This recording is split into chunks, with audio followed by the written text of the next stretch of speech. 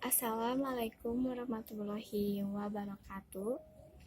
Wilujeng enjing sadayana tepangkeun Nastaldi Pun Devi abdi di dieu bade mintonkeun biantara ngeunaan Hari Peringatan Guru Nasional anu judulna Jasa Guru. Bapak sareng Ibu guru anu kosim kuring dipika hormat sareng rencana sadaya anu kosim kuring dipika cinta.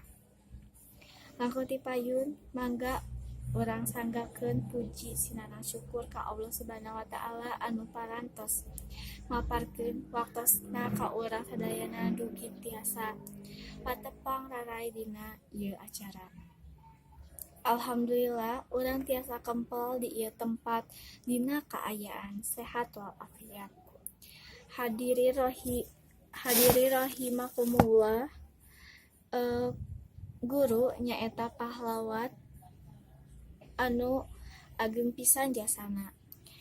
Lamun teu aya guru, urang sadaya moal tiasa nanaon. Sabab berkat guru, urang anu kapungkurna teu tiasa nanaon, jadi tiasa nulis, maca, ngitung jeung sajabina. Kumargi eta di kasempatan urang hayu urang sadayana khususna siswa-siswa SMA Negeri 3 Sumedang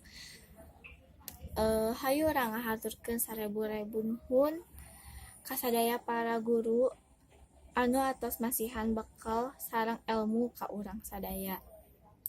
Mudah-mudahan Allah Subhanahu wa taala maparkeun berkah ka sadaya guru anu aya di sakola sareng umumna guru sadaya anu aya di nagara Indonesia.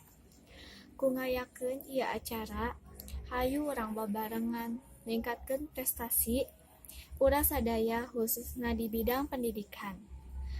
Sareng hayu urang babarengan ningkatkeun katakwaan urang ka Allah Subhanahu wa taala. Mung sakitu anu dipikahatur simkuring tepikeun mugia dina ayeuna acara ieu mangpaatna tiasa kanggo urang sadayana. Hapunten bisi aya cariosan anu teu marameh di para hadirin.